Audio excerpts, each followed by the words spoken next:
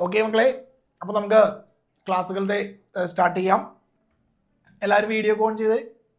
കുറച്ച് ആൾക്കാർ video of ചെയ്തിരിക്കുന്നുണ്ടല്ലോ. എല്ലാവരും വേഗം തന്നെ വീഡിയോ ഓൺ ചെയ്യൂ. വീഡിയോ ഓഫ് ചെയ്തിരിക്കുന്ന ആൾക്കാർ എത്രയും പെട്ടെന്ന് വീഡിയോ ഓൺ ചെയ്യാം കേട്ടോ. ക്ലാസ്സുകളുടെ തുടങ്ങാൻ വേണ്ടി പോവാണ്.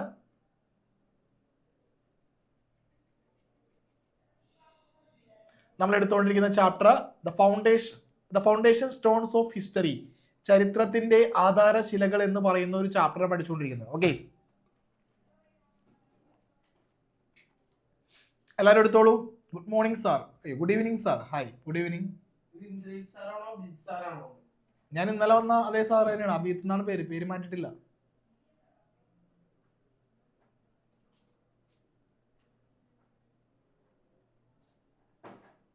ബുക്ക് എടുത്ത ആൾക്കാർ സ്ക്രീനിലേക്ക് ഒരു തമ്പ് കാണിച്ച്. യെസ്, നമ്മളെ ചാപ്റ്റർ എടുത്തോളൂ എല്ലാവരും. The foundation stones of history, ചരിത്രത്തിന്റെ ആധാരശിലകൾ എന്ന് പറയുന്ന ഒരു ചാപ്റ്റർ ആണ് ഇന്ന് നമ്മൾ പഠിക്കാൻ വേണ്ടി പോകുന്നത്. ഈ ചാപ്റ്ററിൽ നമ്മൾ കുറച്ചധികം കാര്യങ്ങൾ ഓൾറെഡി നോക്കിയിരുന്നു.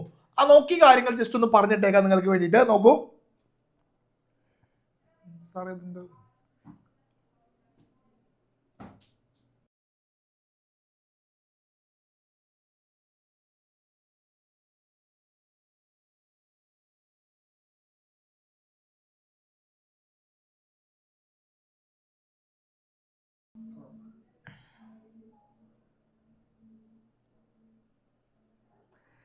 ഓക്കെ, നോക്കെല്ലാവരും.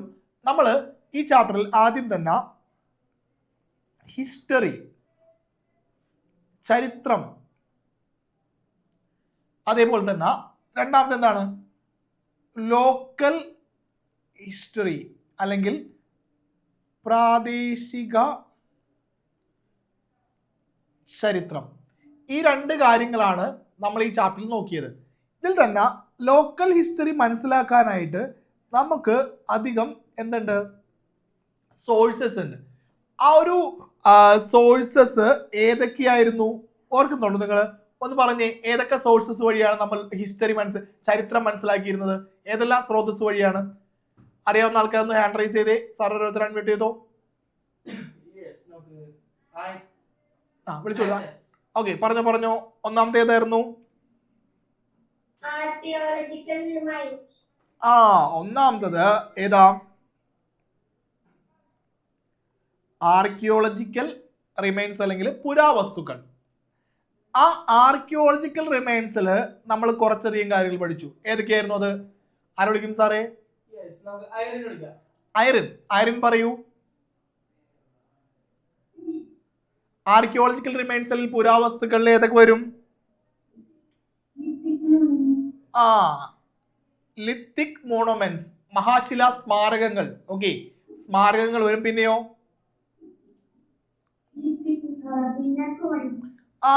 കോയിൻസ്, നാണയങ്ങൾ വരും. പിന്നെ കേട്ടില്ല? കേവ്, ഗുഹകൾ വരും, കേവ്സ്. പിന്നെയോ പാലസുകൾ വരും. പിന്നെ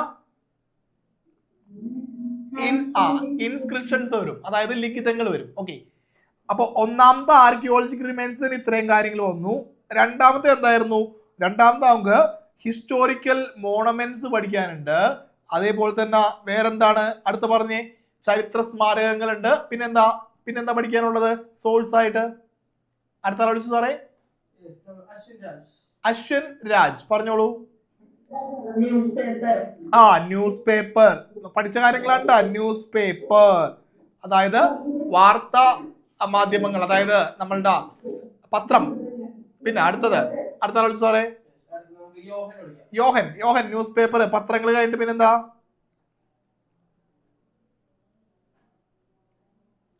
പോയാ?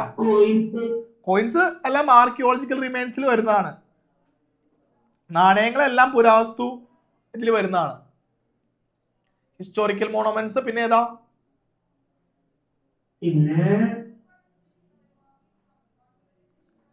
മറന്നുപോയാ? ഫസ്റ്റ് തന്നെ പഠിച്ച ഫ്ലോ ചാർട്ട്. സോഴ്സസ്, ഹിസ്റ്ററിയുടെ സോഴ്സസ്, ചരിത്രത്തിന്റെ പ്രധാന ആധാരങ്ങൾ എന്ന് പറഞ്ഞ് പഠിച്ചത്. ട്രാവലോഗ്സ്, മലയാളം എന്താ? യാത്രാ വിവരണങ്ങൾ. പിന്നെ എന്തൊക്കെയുണ്ട്? Official documents. ഇത്രയും കാര്യങ്ങളൊക്കെയാണ് ഈ ഹിസ്റ്ററിയുടെ സോഴ്സ് ആയിട്ട് വരുന്നത്. ഇതാണ് ഹിസ്റ്ററിയിൽ പഠിക്കാനുള്ളത്. ലോക്കൽ ഹിസ്റ്ററിയിൽ ഇതുപോലെ എന്തുണ്ടാവും? സോഴ്സസ് ഉണ്ടാവും. ഇതാണ് ഈ ചാപ്റ്ററിൽ പഠിക്കാനുള്ളത്. ഹിസ്റ്ററി എങ്ങനെ പഠിക്കാം, ഹിസ്റ്ററി എങ്ങനെ വിലയിരുത്താം എന്നുള്ള കാര്യങ്ങളും ലോക്കൽ ഹിസ്റ്ററി എങ്ങനെ വിലയിരുത്താം എന്നുള്ള കാര്യങ്ങളും നമ്മൾ ഏതൊക്കെ പഠിച്ചു? ഇത് പഠിച്ചു, ആർക്കിയോളജിക്കൽ റിമൈൻസില ഇത് ലിത്തിക് കഴിഞ്ഞു, കേവ് കഴിഞ്ഞു, പിന്നെന്താ പാലസ് കഴിഞ്ഞു, ഇൻസ്ക്രിപ്ഷൻ കഴിഞ്ഞു. ഈ കോയിൻസ് ബാക്കിയുണ്ട്, കോയിൻസ് എടുക്കാൻ വേണ്ടി ബാക്കിയുണ്ട്. അതുപോലെ തന്നെ മോണമെന്റ്സ്, ന്യൂസ് പേപ്പർ, യാത്രാവിവരങ്ങൾ, ഒഫീഷ്യൽ ഡോക്യുമെന്റ്സ്, ഇത്രയും കാലം എടുക്കാൻ വേണ്ടി ബാക്കിയുണ്ട്. ഓക്കെ ആണോ? എടുത്തോളം നാം റെഡിയാണ്. തമ്പ് കാണിച്ചോളാം അവരും. യെസ്. അപ്പോ നോക്കാം, നമ്മൾ പറഞ്ഞതാണ് ചരിത്ര സ്രോതസ്സുകൾ. നേരത്തെ archaeological remains, monuments, literary work, travelogue, news paper, official document. അതിൽ തന്നെ ആർക്കിയോളജിക്കൽ റിമൈൻസ് അല്ലെങ്കിൽ പുരാവസ്തുക്കളിൽ വരുന്നതാണ് ഏതൊക്കെ? ഈ പറയുന്ന ലിത്തിക് മോണോമെന്റ്സും, കോയിൻസും, പാലസും, ആൻഷ്യൻ ഇൻസ്ക്രിപ്ഷൻസും, കേവും. ഇതിൽ ഇത് പഠിച്ചു, കേവ് പഠിച്ചു, ഇത് പഠിച്ചു, ഇത് പഠിച്ചു. ഇത് മാത്രം ബാക്കിയുണ്ട്. മലയാളം മീഡിയത്തിൽ പോകണമെങ്കിൽ ശിലാസ്മാരകങ്ങൾ നോക്കി, ഗുഹകൾ നോക്കി, പുരാലിഖിതങ്ങൾ നോക്കി, കൊട്ടാരങ്ങൾ നോക്കി. ഇത് ബാക്കിയുണ്ട്. ഓക്കെ ആണ്? തമ്പ് കാണിച്ചോളാം. യെസ്. അപ്പൊ ഇത് കഴിഞ്ഞതാണ്. കോയിൻസിലേക്ക് പോകാൻ നമ്മൾക്ക്. നോക്കൂ, പണ്ട് കാലത്ത് കേരളത്തിൽ ഉപയോഗിച്ചിരുന്ന കുറെ കോയിൻസ് ആണ്. ടെക്സ്റ്റ് ബുക്കിൽ ഇത് കണ്ടെങ്കിൽ തമ്പ് കാണിച്ച എല്ലാവരും. ഇതില് നിങ്ങൾ ശ്രദ്ധിക്കേണ്ട കാര്യം എന്തായിരിക്കും? ഈ കോയിൻസ് കൊണ്ടുണ്ടായ ഗുണം എന്ന് വെച്ചാൽ, ഇപ്പോ നിങ്ങളുടെയൊക്കെ ഞാൻ കഴിഞ്ഞ ക്ലാസ്സിൽ പറഞ്ഞു ഓർക്കുന്നുണ്ടോ, നമ്മളുടെയൊക്കെ അടുത്ത തലമുറ, അടുത്ത ജനറേഷൻ, ഒരു നിങ്ങളുടെ കൊച്ചുമോൻ എന്ന് വിചാരിക്കും. നിങ്ങളൊക്കെ പ്രായമായി, കല്യാണം കഴിച്ച് നിങ്ങൾക്ക് മക്കളുണ്ടായി, മക്കൾക്ക് മക്കളുണ്ടായി. അപ്പോൾ ഏറ്റവും കൊച്ചുമോൻ നമ്മളുടെ ഈ സമയം ഉണ്ടല്ലോ, ഈ സമയത്തെ കുറിച്ച് പഠിക്കുന്ന സമയത്ത് ചിലപ്പോൾ അവരെടുക്കാൻ പോകുന്ന നോട്ടൊക്കെ എടുത്ത് നോക്കുമ്പോൾ ഗാന്ധിജിയുടെ പടവും അങ്ങനെ കുറെ കാര്യങ്ങളൊക്കെ അപ്പൊ ഇന്നത്തെ കാലഘട്ടത്തെ കുറിച്ച് മനസ്സിലാവും. അതേപോലെ തന്നെ പണ്ടത്തെ കോയിൻസ് എടുത്ത് നോക്കിയിട്ടുണ്ടെങ്കിൽ പണ്ടത്തെ ഭാഷ ഏതാണ്, ഏതൊക്കെ ലാംഗ്വേജ് യൂസ് ചെയ്തിരുന്നു, അതിനൊപ്പം തന്നെ ആരൊക്കെയായിരുന്നു ആ സമയത്ത് ആൾക്കാര്, അങ്ങനെ കോയിൻസ് വെച്ച് നമുക്ക് കുറെ കാര്യങ്ങൾ മനസ്സിലാക്കാൻ വേണ്ടി പറ്റും. മാത്രമല്ല ആ കോയിൻ ഏതാണോ, ഇപ്പൊ ചെമ്പ് കൊണ്ടുള്ള കോയിൻ ആണെങ്കിൽ കൂടുതൽ ചെമ്പ് ഉപയോഗിക്കുന്ന കാലഘട്ടം ഇരിക്കുള്ളൂ. അതല്ല നമ്മളുടെ സിൽവർ കോയിൻ ആണെങ്കിൽ ആ ടൈമിൽ കൂടുതൽ ഉപയോഗിക്കുക സിൽവർ ആയിരിക്കുള്ളൂ. അപ്പോൾ ഓരോ കാലഘട്ടത്തിലും യൂസ് ചെയ്ത മെറ്റൽ ഏതാന്നൊക്കെ കോയിൻ വെച്ച് നമുക്ക് മനസ്സിലാക്കാൻ വേണ്ടി പറ്റും. അപ്പോൾ നിങ്ങൾക്ക് അതൊന്നും പഠിക്കാനില്ല, ഈ കാര്യങ്ങൾ മാർക്ക് ചെയ്യാം കേട്ടാ. ഇത് നോക്കി, ഇത് നമ്മുടെ നോക്കൂ, coins are important source of history. എന്താണ്? നാണയങ്ങൾ പ്രധാന ചരിത്ര സ്രോതസ്സുകളാണ്. ഓക്കെ, എന്താണ് കോയിൻസ്? എന്താണ് കോയിൻസ് എന്ന് പറയുന്നത്? പ്രധാനപ്പെട്ട ഒരു കോയിൻസ് എന്താന്നാ പറഞ്ഞേ? പ്രധാനപ്പെട്ട ഒരു സോഴ്സ് ആണെന്നാ പറഞ്ഞേ, പ്രധാനപ്പെട്ട ഒരു സ്രോതസ്സാണ് പഴയ കാലത്തെ കുറിച്ച് പഠിക്കാനായിട്ട്. They give information on economic, പഴയ കാലത്തെ സമ്പത്തിനെ കുറിച്ചും, പൊളിറ്റിക്കൽ, രാഷ്ട്രീയത്തെ കുറിച്ചും, കൾച്ചറൽ, സംസ്കാരത്തെ കുറിച്ചും മനസ്സിലാക്കാൻ പറ്റും. കാരണം നിങ്ങൾ പണ്ട് ചിലപ്പോ ചില പഴയ 5 നോട്ട് എടുത്താൽ മനസ്സിലാവും.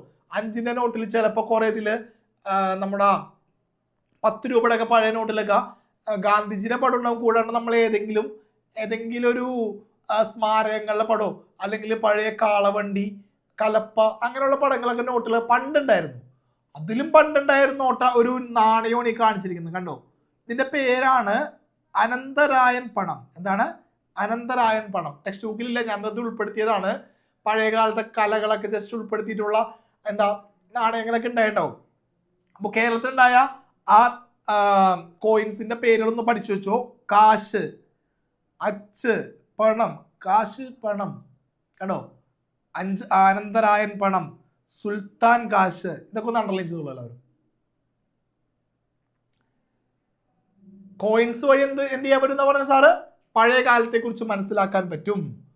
ഇപ്പോൾ കേരളത്തിലുണ്ടായ പഴയ കോയിൻസിന്റെ പേരുകൾ: കാശ്, പണം, മണി. മണിയാണോ? അല്ല, കാശ്, അച്ച്, പണം, അനന്തരായൻ പണം, സുൽത്താൻ കാശ്. ഓക്കെ ആണെങ്കിൽ തമ്പ് കാണിച്ചോ എല്ലാവരും.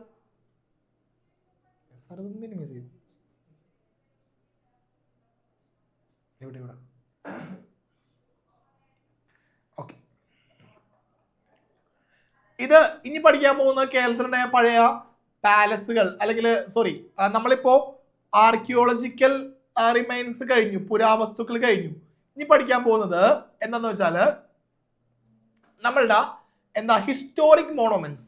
നേരത്തെ ആദ്യം പഠിച്ച ലിത്തിക് മോണുമെന്റ്സ് ആണ്, എന്ന് പറഞ്ഞാൽ ശിലാ സ്മാരകങ്ങളാണ്, പഴയ കല്ലൊക്കെ വെച്ചുണ്ടാക്കിയത്. ഇതല്ല, ഹിസ്റ്റോറിക് മോണുമെന്റ്സ്, പഴയ സ്മാരകങ്ങൾ. ഏതൊക്കെയെന്ന് നോക്കാം. ഒന്നാമത്തത് കോഴിക്കോടുള്ള തളി ക്ഷേത്രം, അതേപോലെ തന്നെ ദേവമാതാ കത്തീഡ്രൽ, നമ്മളുടെ കടൽപ്പാലം. ഇതെല്ലാം ടെക്സ്റ്റ് ബുക്കിൽ കാണാൻ പറ്റും. കണ്ടെങ്കിൽ തമ്പ് കാണിച്ചോല്ലാവരും. യെസ്, ഇതും പഴയ കാലത്തെ കുറിച്ച് മനസ്സിലാക്കാൻ നമ്മളെ സഹായിക്കുന്നത് പറഞ്ഞിട്ടുള്ളൂ, വേറെ ഒന്നുമല്ല. ഈ പള്ളി നോക്കി, ഇന്ന് പള്ളി ഉണ്ടാക്കണമെങ്കിൽ ഈ രൂപത്തിൽ പണിയോ ഇല്ലയോ? ഇല്ല. പഴയ കാലത്ത് ആർക്കിയോളജി എങ്ങനെയായിരുന്നു, വീട് ഉണ്ടാക്കുന്നത് എങ്ങനെയായിരുന്നു, അല്ലെങ്കിൽ പഴയ കാലത്ത് സ്വീകരിച്ച രീതി കണ്ടോ. പണ്ടത്തെ രീതിയിൽ വീട് പണിയുന്ന രീതി ഏകദേശം തന്നെയല്ലേ പള്ളി പണിത് വെച്ചേക്കണത്, അല്ലെ? ഈ അമ്പലം ആയാലും പണ്ടത്തെ വീടുകളുടെ ഏകദേശം മാതൃകയല്ലേ. പണ്ടത്തെ അപ്പൊ ഒരു സ്ട്രക്ചറൊക്കെയാണ് ഇതിൽ കാണിച്ചിരിക്കുന്നത് കേട്ടോ. അപ്പോൾ ഇതൊന്ന് ജസ്റ്റ് ഒന്ന് മാർക്ക് ചെയ്യണം. കോഴിക്കോടുള്ള പ്രധാനപ്പെട്ട മോണമെന്റ്സിന്റെ പേരൊന്ന് കൊടുത്തിട്ടുണ്ട്, ജസ്റ്റ് വെറുതെ ഒന്ന് മാർക്ക് വെച്ചാൽ മതി. ഒന്നാമത്തെ രേവതി പട്ടത്താനം. രേവതി പട്ടത്താനം എന്ന പണ്ഡിത സദസ്, സ്കോളസ്റ്റ് അസംബ്ലി അണ്ടർലൈൻ ചെയ്യാട്ടോ. അത് നടന്നിരുന്നത് സാമൂതിരി ഉണ്ടല്ലോ, പഴയ കോഴിക്കോടൊക്കെ ഭരിച്ചിരുന്ന രാജാവിനെ പോലുള്ള ആളായിരുന്നു സാമൂതിരി. ആ സാമൂതിരിയുടെ പണ്ഡിത സദസ്, പണ്ഡിതന്മാരുണ്ടാവുമല്ലോ, കുറച്ച് അറിവുള്ള ആൾക്കാർ, അവരെ സദസ്സിൽ അറിയപ്പെട്ട പേരായിരുന്നു രേവതി പട്ടത്താനം. അത് നടന്നത് എവിടെ വെച്ചായിരുന്നു? ഈ തളി ടെമ്പിൾ, തളി ക്ഷേത്രത്തിൽ വെച്ചായിരുന്നു. ഇവിടെ വെച്ചായിരുന്നു കേട്ടോ. ഓക്കെ, തളി ക്ഷേത്രത്തിൽ വെച്ചായിരുന്നു. പിന്നെ അതുപോലെ തന്നെ നമ്മളുടെ പോർച്ചുഗീസ് ഉണ്ടല്ലോ, പോർച്ചുഗീസുകാർ അറ്റാക്ക് ചെയ്യാൻ വന്ന സമയത്ത് സാമൂതിരിയുടെ ഏറ്റവും പ്രധാനപ്പെട്ട ഒരു സ്പോട്ട്, വാർ സ്പോട്ട്, യുദ്ധത്തിന് നടത്തിയ സ്ഥലം മിഷ്കൽ പള്ളി. ഓക്കെ, അത് അണ്ടർലൈൻ ചെയ്യുക. ദേവമാതാ കത്തീഡ്രൽ, അതേപോലെ തന്നെ സീ ബ്രിഡ്ജ്, ഇത്രയും കാര്യങ്ങൾ അണ്ടർലൈൻ ചെയ്യാം.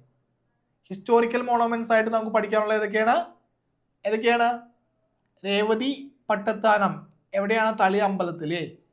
മിഷ്കിൽ mosque, Devamatha cathedral, sea bridge. മലയാളത്തിലാണെങ്കിൽ രേവതി പട്ടത്താനം എന്ന് പറയുന്ന പണ്ഡിത സദസ്, അതേപോലെ തന്നെ മിഷ്കൽ പള്ളി, പിന്നെന്താ ദേവമാതാ കത്തീഡ്രൽ, ലാസ്റ്റ് വൺ കടൽപ്പാലങ്ങൾ. സെറ്റാണോ? മാർക്ക് ചെയ്ത് തമ്പ് കാണിച്ചോളൂ. യെസ്, ഇത് നോക്കൂ, ഇത് നിങ്ങൾ ടെക്സ്റ്റ് ബുക്കിൽ ഒന്ന് ഫില്ല് ചെയ്ത് നോക്കൂട്ടാ. ഈ ഹിസ്റ്റോറിക്കൽ മോണമെന്റ്സ് എവിടെയെന്നുള്ളത് ഒന്ന് ഫില്ല് ചെയ്ത് എല്ലാവരും. വാഗൺ ട്രാജഡി മെമ്മോറിയൽ ഉള്ളത്, വാഗൺ ട്രാജഡി എന്ന് പറഞ്ഞാലേ ഒരു ട്രെയിനിന്റെ ബോഗിയാണ് കാണിച്ചിരിക്കുന്നത്. അതിൻ്റെ ഉള്ളിൽ കുറ്റവാളികൾ എന്ന് പറഞ്ഞിട്ട് കുറെ ആൾക്കാർ ഒരുമിച്ച് കുത്തി നിറച്ച് യാത്ര ചെയ്യുകയും ഒരുപാട് ആൾക്കാർ കൊല്ലപ്പെടുകയുണ്ടായിരുന്ന ബ്രിട്ടീഷുകാരുടെ ഭരണ സമയത്ത് ഉണ്ടായ ഒരു ഇൻസിഡന്റ് ആണ്, ഒരു ദുരനുഭവം, ഒരു കൂട്ടക്കൊലയായിരുന്നു വാഗൺ ട്രാജഡി. അതാണ് മലപ്പുറത്താണ്. അൺറേഞ്ചിലുള്ള എല്ലാവരും മലപ്പുറം എഴുതിക്കോളൂ എഴുതാത്തവരാണ് മലപ്പുറം. മലയാളത്തിൽ എഴുതട്ടോ, മലപ്പുറം.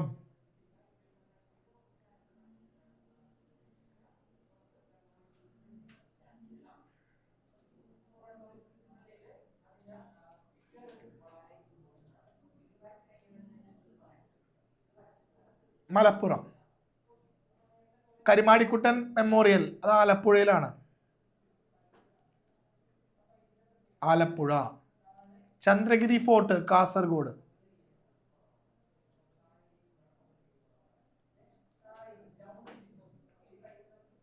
കൊല്ലത്തെ തൂക്കുപാലം, സസ്പെൻഷൻ ബ്രിഡ്ജ്, കൊല്ലം.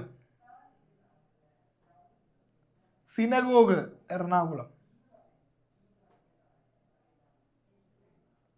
എഴുതിക്കോളൂ എല്ലാവരും. ഇവൻ എഴുതിയ സാറേ, ഇവൻ എഴുതുന്നില്ലേ? എന്താ അശ്വിൻ രാജ് എഴുതുന്നില്ലേ നീ? ആ, ഓക്കെ.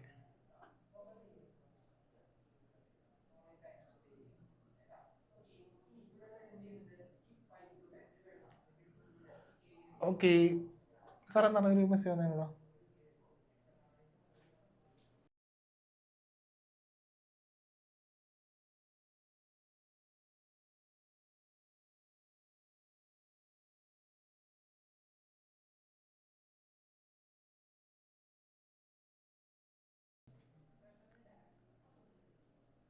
എഴുതി കഴിഞ്ഞ് തമ്പ് കാണിച്ചെല്ലാവരും സെറ്റല്ലേ?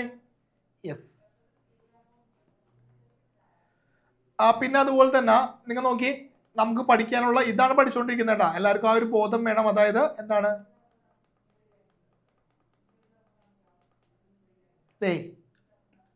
ഹിസ്റ്റോറിക്കൽ സോഴ്സില ആർക്കിയോളജിക്കൽ റിമൈൻസും മോണമെന്റ്സും കഴിഞ്ഞു. ഇനി എന്താ ഉള്ളത്? ലിറ്റററി വർക്കാണ്. മലയാളത്തിൽ പറയുകയാണെങ്കിൽ പുരാവസ്തുക്കളും സ്മാരകങ്ങളും കഴിഞ്ഞു, സാഹിത്യ കൃതികളാണ് ഉള്ളത്. ഓക്കെ ആണോ? യെസ്. ഈ പുരാവസ്തുക്കളിലാണ് എന്ത് വന്നിരുന്നത്? ദൈവന്മാരൊക്കെ വന്നിരുന്നത്. ഇത് കഴിഞ്ഞു. ഇന്ന് നമ്മൾ പഠിച്ചത് പുരാവസ്തുക്കളായിട്ട് എന്താ പഠിച്ചേ? ആർക്കിയോളജിക്കലായിട്ട് മോണമെന്റ്സ് പഠിച്ചു. ഓക്കെ, മോണമെന്റ്സ് ആയിട്ട് എന്താ പഠിച്ചേ? പഠിക്കാൻ പോകുന്നത് എന്താണ്? മോണമെന്റ്സ് ആയിട്ട് ഇതാണ് മോണമെന്റ്സ്. ഇനി പഠിക്കാൻ പോകുന്നതാണ് എന്ത്? ലിറ്റററി സോഴ്സസ്, അതായത് സാഹിത്യ സ്രോതസ്സുകൾ.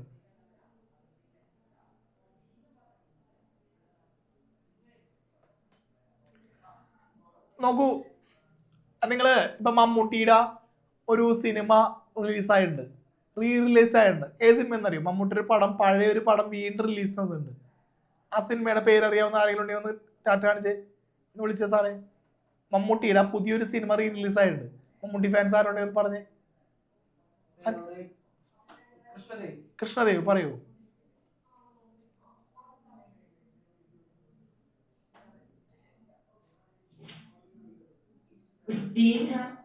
ആ പറഞ്ഞോ. അല്ല, വല്യേട്ടൻ പോയി, അന്ന് വഴി പോയി. വേറൊരു സിനിമ വന്നിട്ടുണ്ട്. സാർ ആര് വിളിക്കും? ആ, ഒരു വടക്കൻ വീരഗാഥ. എത്ര പേര് കേട്ടിട്ടുണ്ട് ആ സിനിമയെ കുറിച്ച്? ആ സിനിമയിലെ ഒരു കഥാപാത്രത്തിന്റെ പേര്, മമ്മൂട്ടിയുടെ കഥാപാത്രത്തിന്റെ പേര് ആര് പറയും? സാറേ വിളിച്ചു സമയങ്ങളല്ലേ? ആദിത്യൻ പറ. ആദിത്യൻ സോമൻ, നീ പറ. മമ്മൂട്ടിയുടെ ആ നായക കഥാപാത്രത്തിന്റെ പേരെന്താണ്? ജോക്കറാ? ആ ഹലോ പറടാ.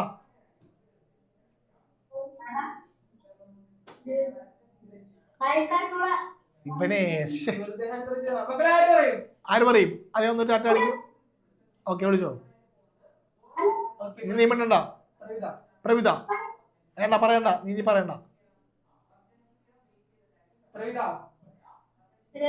ആ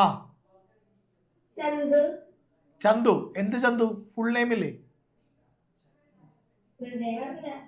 ആ, ചന്തുവിനെ തോൽപ്പിക്കാൻ ആവില്ല മക്കളെ. ആ ഡയലോഗ് കേട്ടിട്ടില്ലേ? ആരോമൽ ചേകവറും ചന്തുവും പുത്തൂരം വീട്ടിൽ ഉണ്ണിയാർച്ചയും ഇവരൊക്കെ ഉള്ള ഒരു എന്താണ് മലബാർ ഭാഗത്ത് ഉണ്ടായിരുന്ന കുറച്ച് സാഹിത്യ കൃതികളുണ്ട്. അതിനെ പൊതുവെ വിളിക്കുന്നത് വടക്കൻ പാട്ടുകൾ എന്നാണ്. അപ്പോൾ ആ വടക്കൻ പാട്ടുകളിൽ നിന്നാണ് ഒരു വടക്കൻ വീരഗാഥ എന്ന് പറയുന്ന സിനിമയും ഉണ്ണി ആർച്ചനെ കുറിച്ചും ആരോമൽ ചേകവറിനെ കുറിച്ചും ഈ ചന്തുവിനെ കുറിച്ചൊക്കെ നമുക്ക് മനസ്സിലായത്. അപ്പോൾ ഈ വടക്കൻ പാട്ടുകൾ എന്ന് പറഞ്ഞിട്ടുണ്ടെങ്കിൽ അന്നത്തെ സമയത്ത് എഴുതിയ ഒരു സാഹിത്യ കൃതിയാണ്, ലിറ്റററി വർക്കാണ്. ഓക്കെ, തമ്പ് കാണിച്ചോ. അപ്പോൾ നമുക്ക് അന്നത്തെ പുരാവസ്തുക്കളൊന്നും കിട്ടിയില്ലെങ്കിലും, അല്ലെങ്കിൽ അന്നത്തെ കാര്യങ്ങള് ബാക്കി എന്താ ചരിത്ര സ്മാരകങ്ങളൊന്നും കണ്ടില്ലെങ്കിലും എന്തിലൂടെ നമുക്ക് മനസ്സിലായി? സാഹിത്യ കൃതികൾ വഴി നമുക്ക് എന്ത് മനസ്സിലായി? വടക്കും പാട്ടുകളില് ആരാ? ഈ തച്ചോളി ഉദയനനും അതേപോലെ തന്നെ ചന്തുവും പിന്നെ ആരാ? നമ്മളുടെ ഈ പറയുന്ന ആരോമൽ ചേകവറും ഉണ്ണി ആർച്ചയും ഒക്കെ ഉണ്ടായിരുന്നെന്നും ഒരു വടക്കൻ വീരഗാഥ സിനിമയെ കണ്ട്. അങ്ങനെ സിനിമ വന്നത് ആ വടക്കൻ പാട്ടിനെയൊക്കെ ആസ്പദമാക്കിയാണ്. അപ്പോൾ സാഹിത്യ കൃതികൾക്കും ഹിസ്റ്ററിയിൽ നല്ല പ്രാധാന്യമുണ്ട്. ആ സാഹിത്യ കൃതികൾ എന്തിനെ കുറിച്ചാണ് സംസാരിക്കുക? അന്നത്തെ കാലത്തെ കുറിച്ചാ. അപ്പൊ അത് വായിക്കുന്ന വഴി നമുക്ക് അന്നത്തെ കാലത്തെ കുറിച്ച് മനസ്സിലാവും. പഠന സെറ്റാണ്. തമ്പ് കാണിച്ചോളാവരും. Literary sources are one of the main source of history. Points ബാക്കി എല്ലാം പോലെ തന്നെ ഒരു പ്രധാനപ്പെട്ട സോഴ്സ്, പ്രധാനപ്പെട്ട സ്രോതസ്സാണ് എന്ത്? ഈ പറയുന്ന ലിറ്റററി സോഴ്സസ് അല്ലെങ്കിൽ സാഹിത്യം. സാഹിത്യം എന്ന് പറയുന്നത് അതിലേതൊക്കെയെന്ന് നോക്കാം നമുക്ക്. ഞാൻ വേറൊരു കാര്യം പറയാം. പണ്ട് നമ്മ 8ാം ക്ലാസ്സിലാകുമ്പോൾ ചിലപ്പോൾ പഠിക്കും. നോക്കി, ഇതാണ് ഇന്ത്യ എന്നുണ്ടെങ്കിൽ, ഓക്കെ, ഇന്ത്യയുടെ ഈ ഒരു പോർഷൻ ഉണ്ടല്ലോ, ഈ ഒരു ഭാഗം, അതായത് തിരുപ്പതിയിലെ ആന്ധ്രാപ്രദേശ് തിരുപ്പതി മുതൽ കന്യാകുമാരി വരെയുള്ള ഭാഗത്തെ പണ്ട് വിളിച്ചിരുന്ന പേരെന്ന് പറയുന്നത് പ്രാചീന തമിഴകം അല്ലെങ്കിൽ ആൻഷ്യൻ തമിഴകം എന്നാണ് വിളിച്ചിരുന്നത്. അത് നമുക്ക് അങ്ങനെയുള്ള പേരുണ്ടായെന്ന് മനസ്സിലാവാനായ കാരണം ഇത്ര ഉണ്ടായിരുന്നുള്ളൂ. എന്താന്ന് വെച്ചാൽ അന്ന് ഉണ്ടായിരുന്ന ഒരു സാഹിത്യം ഉണ്ടായിരുന്നു. അതിന്റെ പേര് നമുക്ക് കഴിഞ്ഞ ക്ലാസ്സിൽ പറഞ്ഞത് എന്താണ്? സംഘ സാഹിത്യം അല്ലെങ്കിൽ സംഘം ലിറ്ററേച്ചർ. എന്താണ് ഈ സംഘം ലിറ്ററേച്ചർ? ഞാൻ ഇന്നലെ പറഞ്ഞില്ലേ, എന്താ മൺചിത്രത്താഴിൽ ആ പാട്ടൊക്കെ പാടില്ലേ, പഴന്തമിഴ് പാട്ട്. പഴയ തമിഴ് പാട്ടുകളെല്ലാം ചേർത്തായിരുന്നു സംഘ ലിറ്ററേച്ചർ. ഇത് പറയാനുള്ള കാര്യം ഇത്രേ ഉള്ളൂ, ഈ ലിറ്ററേച്ചർ അല്ലെങ്കിൽ സാഹിത്യം കൊണ്ട് പഴയ കാലങ്ങളെ കുറിച്ച് മനസ്സിലാക്കാൻ പറ്റും. ഓക്കെ അല്ലേ? അപ്പൊ അതിൽ ഏറ്റവും പ്രധാനപ്പെട്ടത് അണ്ടർലൈൻ ചെയ്തോളൂ, മണിപ്രവാളം. മണിപ്രവാള അണ്ടർലൈൻ ചെയ്യുമല്ലോ എല്ലാവരും. അത് നമുക്ക് എന്തിനെ കുറിച്ച് മനസ്സിലാക്കി തരും? നാടുവാഴി സിസ്റ്റത്തെ കുറിച്ച്. നാടുവാഴി സിസ്റ്റത്തെ കുറിച്ച് മനസ്സിലാക്കി തരും. അതേപോലെ തന്നെ വടക്കൻ പാട്ട്. വടക്കൻ പാട്ടുകള് മലബാർ. മലബാർ എന്ന് പറഞ്ഞാൽ ഇതാണ് കേരളം. നോക്കി, കേരളം പണ്ട് 3 ഇതായിട്ട് കിടക്കായിരുന്നു. മുകളില് മലബാർ, നടുക്ക് കൊച്ചി, ലാസ്റ്റ് ട്രാവൻകൂർ, തിരുവിതാംകൂർ. അതില് മലബാറിലെ കഥകളായിരുന്നു എന്തുണ്ടായത്? വടക്കൻ പാട്ടുകളിൽ ഉണ്ടായിരുന്നത്. സെറ്റായ തമ്പ് കാണിച്ചു എല്ലാവരും. പിന്നെ അതുപോലെ തന്നെ ഇന്ദുലേഖ എന്ന് പറയുന്ന ഒരു നോവൽ ഉണ്ട്, ചന്തുമേനോൻ എഴുതിയത്. കൊള്ളാല്ലേ? ഇന്ദുലേഖ ചന്തുമേനോൻ, അത് അണ്ടർലൈൻ ചെയ്തോളൂ. ഇന്ദുലേഖ ചന്തുമേനോൻ. മലയാളം മീഡിയംകാര് മാർക്ക് ചെയ്യുക. മണിപ്രവാള കൃതികള് നാടുവാഴി വ്യവസ്ഥയെ കുറിച്ച് മനസ്സിലാക്കാൻ സഹായിച്ചു. മലബാറിൽ നിന്നുള്ള വടക്കൻ പാട്ടുകൾ അവിടുത്തെ മനുഷ്യരുടെ ജീവിതം മനസ്സിലാക്കാൻ വേണ്ടി സഹായിച്ചു. ചന്തുമേനോൻ രചിച്ച ഇന്ദുലേഖ മലബാറിലെ ചരിത്രം വീണ്ടും മനസ്സിലാക്കാൻ വേണ്ടി സഹായിച്ചു. അണ്ടർലൈൻ ചെയ്യുമല്ലോ എല്ലാവരും.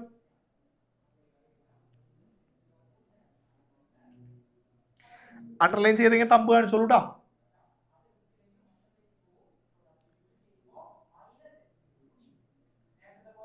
ഓക്കെ, ഇനി നോക്കി എല്ലാവരും.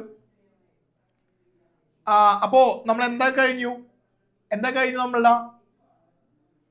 നമ്മളുടെ ഇപ്പോ ആർക്കിയോളജിക്കൽ റിമൈൻസ്, പുരാവസ്തുക്കൾ കഴിഞ്ഞു. മോണോമെന്റ്സ്, ചരിത്ര സ്മാരകങ്ങൾ കഴിഞ്ഞു. ഇപ്പൊ എന്താ പഠിച്ചേ? ലിറ്റററി വർക്ക്സ്, സാഹിത്യം കഴിഞ്ഞു. ഇനി അടുത്ത ട്രാവലോഗാണ്, യാത്രാ വിവരണം, സഞ്ചാരക്കുറിപ്പുകൾ. നമ്മളിപ്പോ ടി വിയിലൊക്കെ ഒരുപാട് എന്താ ട്രാവൽ വ്ലോഗ്സ് കാണാറുണ്ടല്ലേ.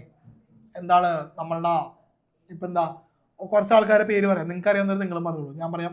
എനിക്ക് അറിയാവുന്ന ഒരാള് നമ്മളുടെ സന്തോഷ് ജോർജ് കുളങ്ങര എന്ന് പറയുന്ന സഫാരി ചാനലൊക്കെ നടത്തുന്ന പുള്ളി. ആളുടെ നല്ല ട്രാവലോഗ്സ് ആണ്, സഫാരി ചാനലിൽ നോക്കിയാൽ കാണാൻ പറ്റും. പിന്നെ ഇപ്പൊ ട്രെൻഡിങ് ആയി നിൽക്കുന്ന ആൾക്കാർ ആരൊക്കെയെന്ന് നിങ്ങളൊന്ന് പറഞ്ഞേ. ഒരാളുടെ പേര് ഞാൻ പറയാം, സുജിത്ത് ഭക്തൻ. പിന്നെ അടുത്തൊരാളുടെ പേര് പറയാം, മല്ലു ട്രാവലർ. വേറെ ആരെങ്കിലും പേരുണ്ടോ ഇങ്ങനെ ട്രാവലർ നിങ്ങൾക്ക് ഇഷ്ടപ്പെട്ട് ഫോളോ ചെയ്യുന്ന ആൾക്കാർ? ഓക്കെ, ഒരാൾ വിളിക്കും സാറേ. പറഞ്ഞു. ഷെറിൻസ് വ്ലോഗ്. ഓക്കെ, അയാളെ എനിക്ക് ഇഷ്ടമുണ്ടോ? ഷെറിൻസ് വ്ലോഗ് എന്ന് പറഞ്ഞ ആള്. പേര് എനിക്ക് ഓർമ്മയില്ല. ഷെറിൻസ് വ്ലോഗിന്റെ സംഭവം വെച്ചാൽ ഈ അടുത്ത് ഞാൻ ഒരു അന്റാർട്ടിക്ക ചിത്രൻ. ഓക്കെ, ചിത്രൻ. വേറെ ആരെങ്കിലും ഉണ്ട് ഞാൻ വിട്ടുപോയത്? ഈ ഷെറിൻസ് വ്ലോഗിന്റെ സംഭവം ഷെറിൻസ് വ്ലോഗ് എന്നല്ലേ? ഈ ബുൾജെറ്റാ? അത് ശരി. ഈ ബുൾജെറ്റ് മറ്റേ അവര് പോയില്ലേ, കേരളം കത്തിക്കാൻ നോക്കി പോയില്ലേ അവര്? ഷെറിൻസ് വ്ലോഗിൻസിന്റെ സംഭവത്തിലേ ഈ അടുത്ത് ലാസ്റ്റ് വന്ന വീഡിയോസ് നിങ്ങൾ സമയം കിട്ടിയ കണ്ടോക്കണ്ടോ? ഷെറിൻസ് വ്ലോഗ്സ് തന്നെ എന്ന് തോന്നുന്നു. ആ പേര് ഇങ്ങനത്തെ വായിക്കാൻ കേട്ടോ, കറക്റ്റ് ഇതുപോലത്തെ ഒരു സ്പെല്ലിംഗ് ആണ് ഞാൻ കണ്ടു, ഓർമ്മയില്ല. അന്റാർട്ടിക്കയിൽ പോയൊരു വീഡിയോ ചെയ്തിട്ടുണ്ടായിരുന്നു. അത് കലക്കൻ വീഡിയോ ആണ്. നമ്മൾക്ക് വേറെ പല വീഡിയോ കാണുമ്പോഴൊക്കെ ഇപ്പൊ മൂന്നാറായാലും അല്ലെങ്കിൽ ഹിമാലയത്തിലായാലും അതിനെ പോകുന്ന കാണാനൊക്കെ തോന്നും. ഓക്കെ, പോകാനൊക്കെ തോന്നും. പക്ഷെ ഇത് കണ്ടിട്ടുണ്ടെങ്കിൽ നിങ്ങൾക്ക് എന്തായാലും ലൈഫിൽ ഒരു തവണയെങ്കിലും അത് കാണണം, അവിടെ പോകണം എന്ന് തോന്നും. ഓക്കെ, ആ വീഡിയോ ജസ്റ്റ് ഒന്ന് കണ്ടു വെക്കുക. അന്റാർട്ടിക്കയിലേക്ക് നമ്മുടെ ഇവിടെ എനിക്ക് തോന്നുന്നു അർജന്റീനയിൽ നിന്നോണ്ട് പുള്ളി പോയേക്കണെന്ന് തോന്നുന്നു. എന്നിട്ട് അന്റാർട്ടിക്ക മൊത്തം കറങ്ങുന്നതും അവിടെ സ്റ്റേ ചെയ്യുന്നതും, അവിടെ ആൾതാമസം ഇല്ല കേട്ടോ. അവിടെ മറ്റേ ആ വീടും എല്ലാം അടിപൊളിയാണ്, ഭയങ്കര രസമാണ് നമുക്ക് കാണാനായിട്ട്. ഭയങ്കര ത്രില്ലായി പോകും. ഒരു തവണയെങ്കിലും ലൈഫിൽ പോകണമെന്ന് എനിക്ക് കണ്ടപ്പോൾ തോന്നി, നിങ്ങൾക്ക് എന്തായാലും തോന്നും. ഓക്കെ, സമയം കിട്ടണേ കണ്ടു കേട്ടോ. ഓക്കെ, വേറെ ആരെങ്കിലും ഉണ്ടോ? ഞാൻ പേര് പറയാൻ വിട്ടുപോയത് സാർ. ഒരാൾ യാത്ര ടുഡേ, അതൊക്കെ അറിയണമോ സാർ? അൺമ്യൂട്ട് ചെയ്ത് പിന്നെ ആരാണ്?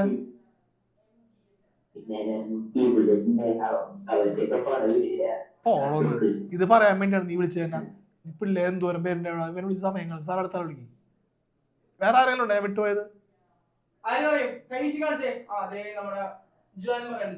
ജുവാൻ ട്രാവലിംഗ് ആണോ? ഓ സാന്റപ്പൻ ആരാണ്? ട്രാവലിസ്റ്റ. ഓ എനിക്ക് മനസ്സിലായില്ല. സൂപ്പറാണോ?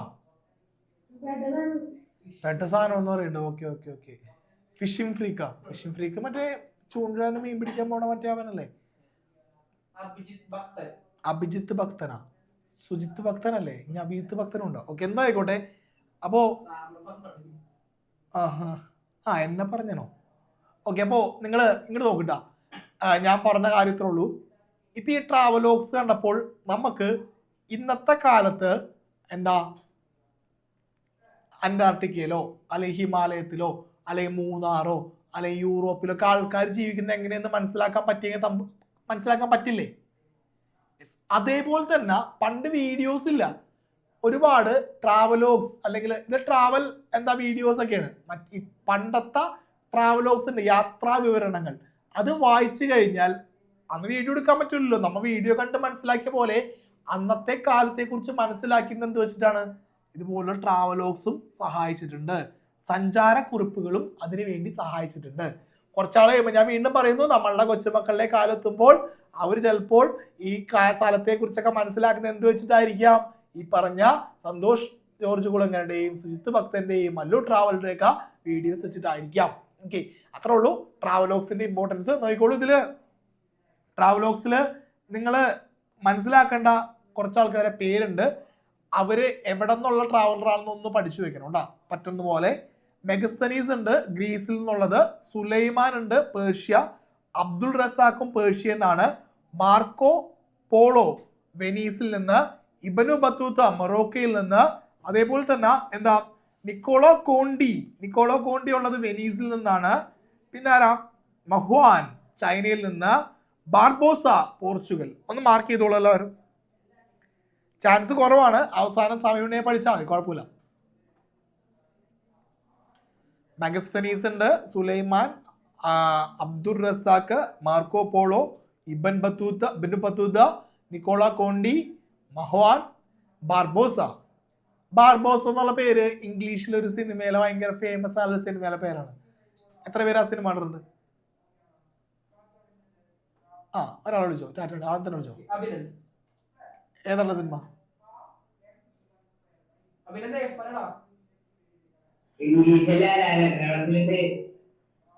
ഏത് സിനിമ?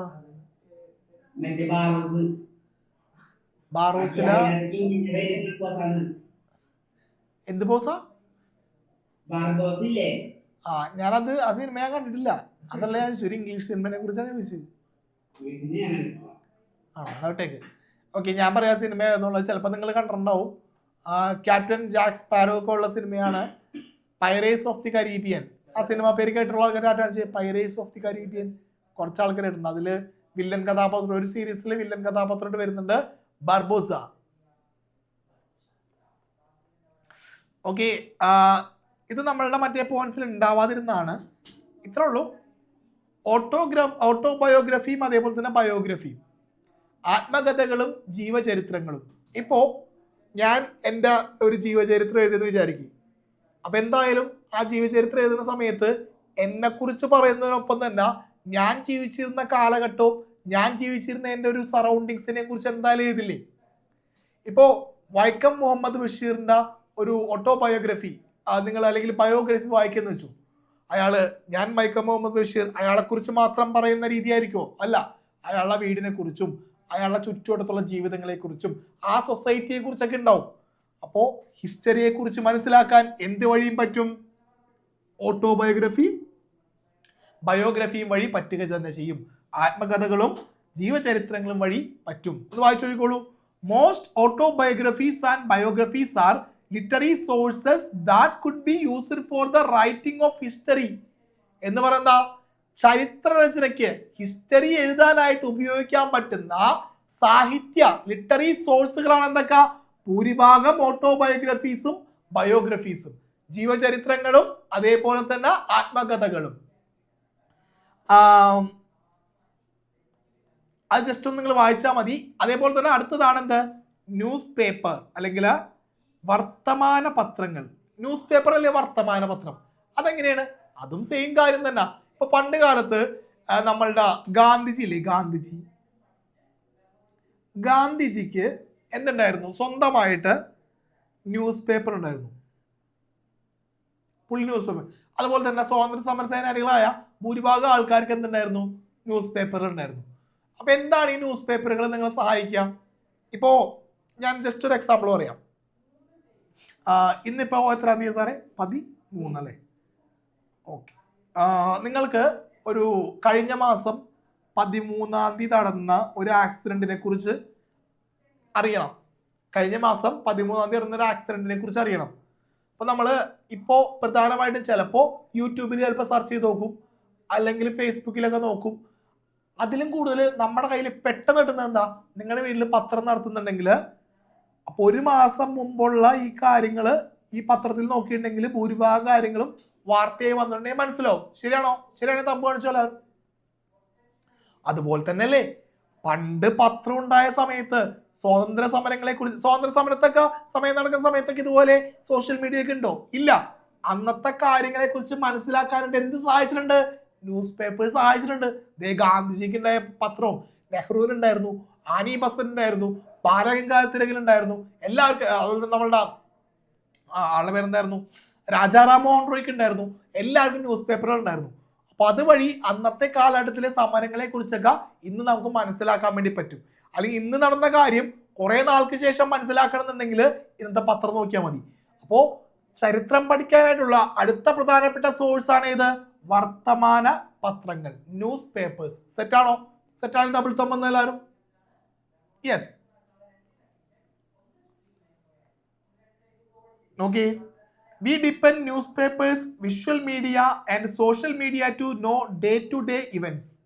ഓരോ ദിവസവും നടക്കുന്ന കാര്യങ്ങളെ കുറിച്ച് മനസ്സിലാക്കാനായിട്ട് നമ്മുടെ കയ്യിൽ ന്യൂസ് പേപ്പേഴ്സും വിഷ്വൽ മീഡിയ വാർത്താ മാധ്യമങ്ങളും അതേപോലെ തന്നെ സോഷ്യൽ മീഡിയ എല്ലാം ഉണ്ട് ഇപ്പോ. പക്ഷേ എന്താ? News papers of period are the main source of used when students of history understand the history of foreign rule in India. എന്ന് പറയുന്ന ഇന്ത്യയിലെ വിദേശ ഭരണത്തെ കുറിച്ച് മനസ്സിലാക്കാനായിട്ട് ഹിസ്റ്ററി സ്റ്റുഡൻസ്, ചരിത്ര വിദ്യാർത്ഥികൾ ഏറ്റവും കൂടുതൽ ഉപയോഗിക്കുന്നത് എന്താണ്? News paper, പത്രങ്ങളാണ്. അണ്ടർലൈൻ ചെയ്തോളൂ എല്ലാവരും.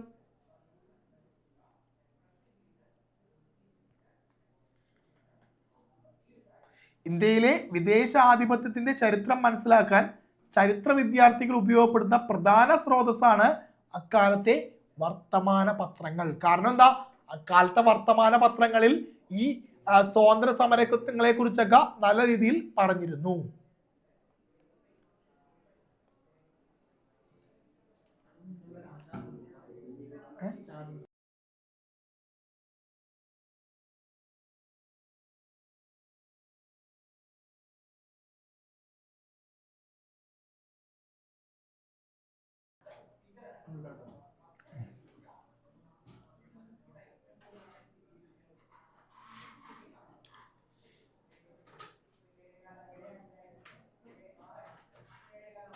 ഓക്കെ മക്കളെ, കേൾക്കുന്നുണ്ടോ? യെസ്. അപ്പോ നമ്മളിപ്പോ എന്ത് എഴുതാനാ പഠിച്ചത്? ഹിസ്റ്ററിക്ക് വേണ്ടിയാ പഠിച്ചത്. മീനിങ് എന്താ?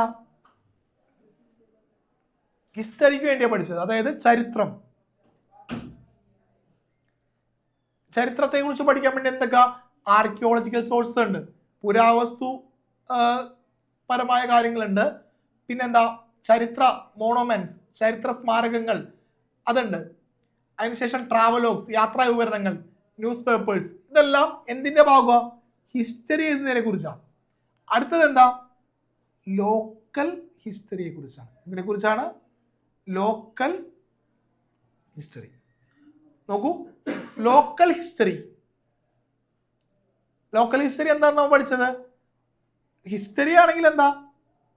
ചരിത്രമാണെങ്കിൽ ബിഗ് ഏരിയ, ലാർജ് ഏരിയ, വലിയ ഏരിയയെ കുറിച്ചാണ്. സ്മോൾ ഏരിയ, ചെറിയ ചെറിയ നിശ്ചിത പ്രദേശം, ചെറിയ പ്രദേശമാണെങ്കിൽ എന്താണത്? ലോക്കൽ ഹിസ്റ്ററിയാണ്, അല്ലെങ്കിൽ പ്രാദേശിക ചരിത്രമാണ്. ഈ പറഞ്ഞ പോയിന്റ് സെറ്റായി തമ്പ് കാണിച്ചാൽ നമ്മൾ ഓൾറെഡി പറഞ്ഞ കാര്യം. ഓക്കെ, അപ്പോ ലോക്കൽ ഹിസ്റ്ററി മനസ്സിലാക്കാനുള്ള കാര്യങ്ങളാണ് ഇവിടെ കൊടുത്തിരിക്കുന്നത്. വായിച്ചു നോക്കിയാൽ എല്ലാവരും വേദന ഒന്ന് കൈ ഒന്ന് ഉയർത്തിയാൽ hands up, hands down, once again hands up, hands down. Okay, നോക്കട്ടാ, ഇത് ലോക്കൽ ഹിസ്റ്ററി അല്ലെങ്കിൽ എന്താ പ്രാദേശിക ചരിത്രം മനസ്സിലാക്കാനുള്ള സ്രോതസ്സുകളാണ്. ഒന്ന് വായിച്ചാൽ എല്ലാവരും ടെക്സ്റ്റ് ബുക്ക് നോക്കി വായിച്ചേ, വേഗാവട്ടെ.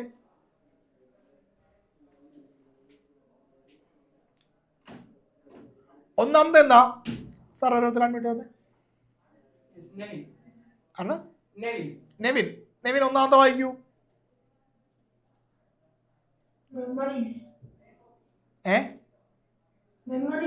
ഒന്നാമത്തെ ഏറ്റവും ആദ്യം കാണുന്ന മെമ്മറീസ് ആണോ?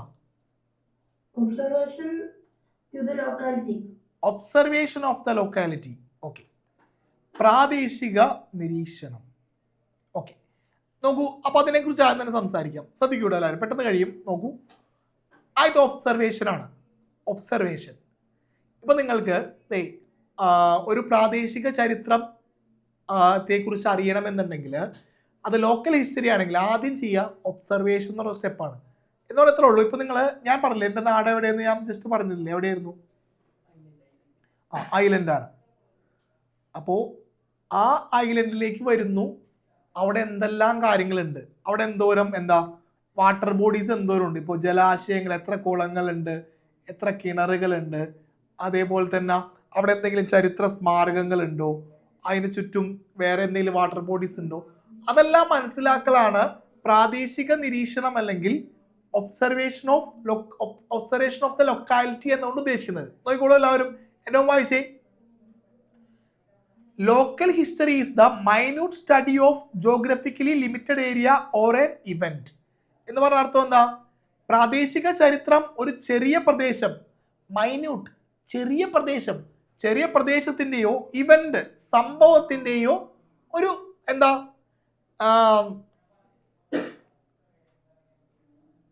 സ്റ്റഡിയാണ്, പഠനമാണ്.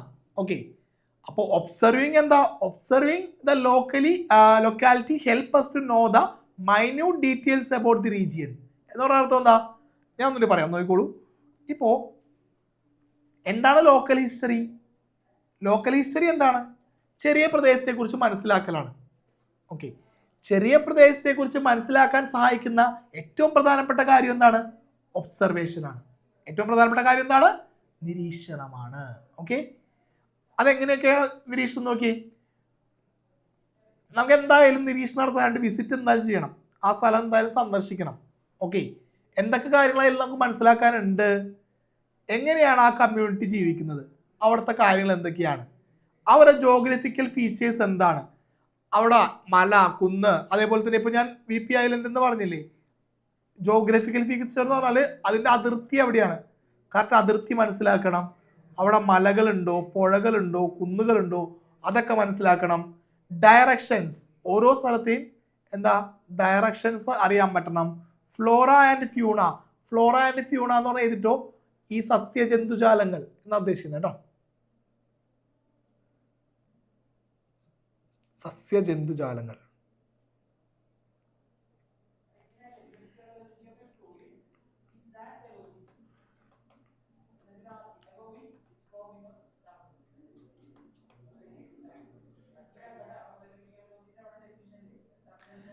ഓക്കെ, പ്രാദേശിക നിരീക്ഷണം അല്ലെങ്കിൽ ഒബ്സർവേഷൻ എന്നതുകൊണ്ട് ഉദ്ദേശിക്കുന്നത് എന്താണ്?